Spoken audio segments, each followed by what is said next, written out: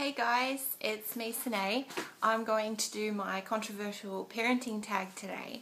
So it's a bit exciting and yeah, a bit dramatic.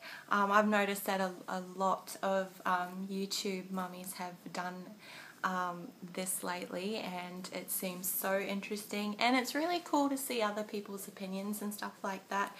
But just like all the rest of the mums before they continued with their vlogs, I just wanted to say that these are my own opinions, and obviously everyone has different views on all these topics, and I would just appreciate it if everyone respected my views, because I certainly respect everyone else's. And I also wanted to mention that just because I might be for or against something doesn't mean that I think that if you're the opposite, that you're a bad parent, or that you're not a good person or anything like that.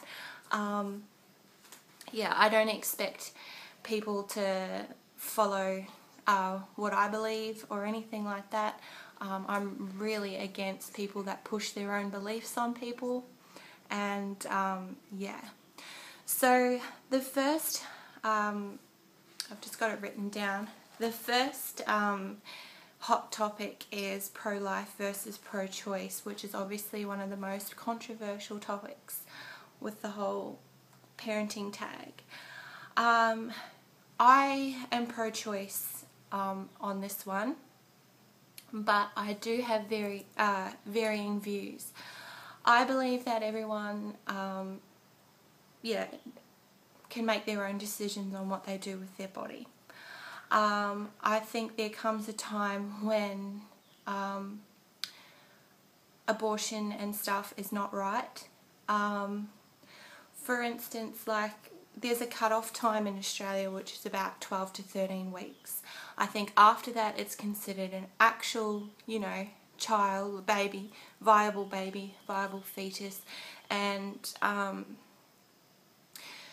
I think if you were to take that long to decide that you don't want to continue with the pregnancy or anything like that, then that's really bad. I do not approve of late pregnancy terminations, excuse me, just because I just don't feel it's right, and unless of course there's a massive medical reason why you need to get it done so late, but I just don't feel like it should be left that long. I also don't feel like a baby should be brought into this world just because its mother got pregnant. For instance, like really young teenage mums and stuff like that. I know a lot of pro-life people say, well, there is no such thing as a mistake or anything like that. But if a mother seriously cannot provide for her child, or is not going to be a good mother, and she is considering going down that road, then I don't think it's fair that that baby should be on the baby, that it should be brought into this world in those circumstances. And yes, there is adoption, but that is another just as hard decision as termination. And I feel like if you can't physically make that decision to go down that road and do abortion, then that's fine, but you shouldn't judge and treat women that do make that decision as monsters. I believe that abortion, regardless of what your reasoning is still a loss. It's still sad, and women that do choose that do it for all sorts of different reasons, and they still experience that grief, and yeah, they should be respected as such. It is a very sad and hard decision to make, and yeah, I do feel like it shouldn't be something that just, if I get pregnant, I'll just get an abortion. I don't agree with that either. yeah, I'm kind of on the fence with it and stuff. I'm pro-choice and stuff, but I do feel like there are circumstances when it's wrong, and yeah.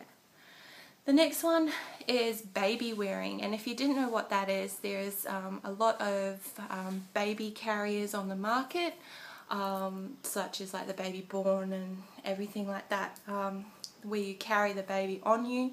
There's also wraps and things like that.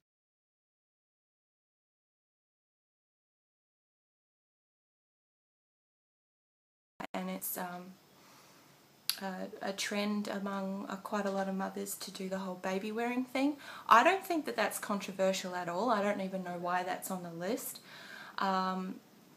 I completely agree with it. I think it's a really cool way to bond with your child, and makes things a hell of a lot easier, especially if you're running around the house doing housework and stuff like that.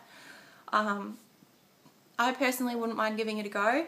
The only reason I'd be a bit reluctant is because I've got a very expensive, gorgeous stroller pram, and if I found it so easy and convenient wearing my baby, I probably wouldn't even use my pram. So yeah. The next one is circumcision. I'm a lot on the fence with this one too. I don't really care what anyone does with their child's body, like in the sense of like circumcision. I mean, there's so many reasons for, against, health reasons, and then people say that they're myths and all that sort of stuff.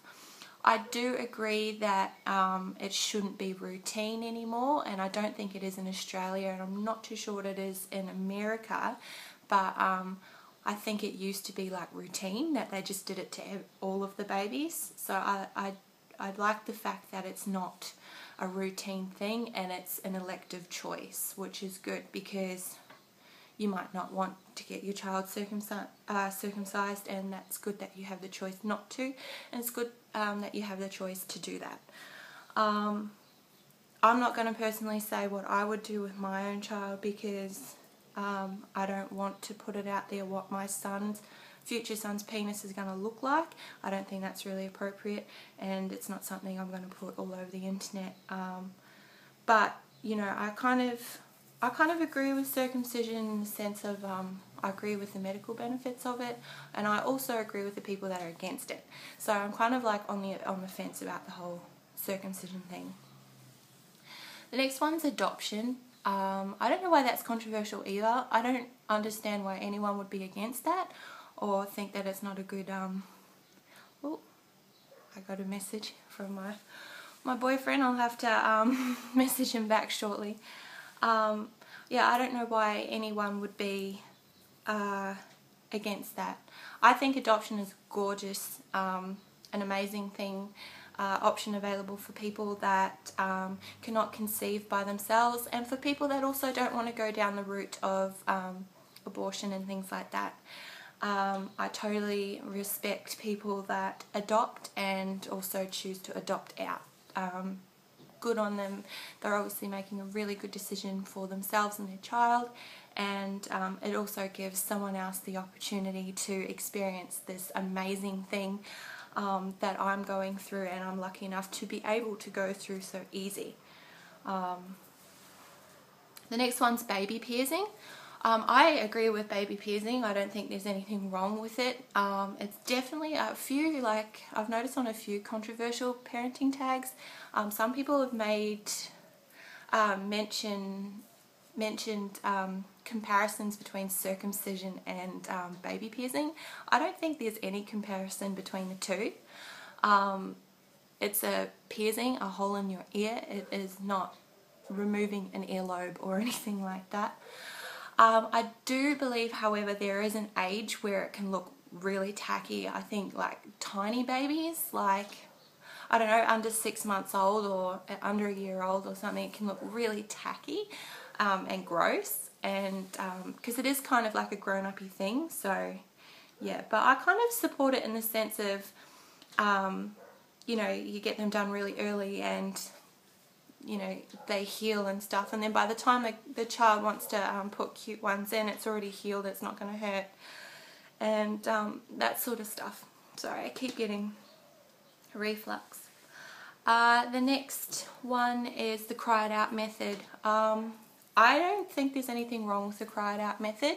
I think some people that think of the cry it out method think that mothers that practice it let their baby cry for hours and hours and hours. I don't think, like, I haven't really looked into it, but from what I know of the cry it out method, that's not the case. It simply is, if you have fed your baby, you know, comforted your baby, bathed your baby, changed your baby, done absolutely everything, and baby is still crying, then sometimes it's just best just to let them go, because they could be just doing that to want attention and things like that. But if you've already tried everything, sometimes babies just cry. And if you just let them go for 15 minutes or however long it is, and see if they can soothe themselves and get to sleep themselves, then I think that's a really handy way for a child to, you know, to be able to self-soothe and things like that. Obviously, I personally wouldn't let baby cry for hours and hours and hours just because I couldn't be bothered with it. That's not how it works. But I believe in the cry it out method to some extent. Obviously there's boundaries and things like that where it gets a bit intense. So the next one is breastfeeding versus formula feeding. I am pro breastfeeding all the way. Just from all the science stuff I've done at school and from what I've been educated with during pregnancy and stuff, I believe it's the right thing to do. It is the right thing to do, like medically it's proven that it's the right thing to do. But in saying that, I don't mind if anyone chooses to formula feed. I think if you know the benefits and you've educated yourself on the reasons why breastfeeding is so beneficial for you and your baby, and you still choose to formula feed, then that's good. But if you didn't give it a second thought or even try to educate yourself on breastfeeding and just went straight to formula feeding, I think that's a little bit negligent, I suppose. But I'm very pro breastfeeding, but I also don't mind what anyone chooses to feed their child, as long as they're feeding their child and they're healthy. And one thing I hate and cannot stand is pro breastfeeding people that make formula feeding mothers feel like crap, like because of their choice. I don't believe in that at all. Good on them.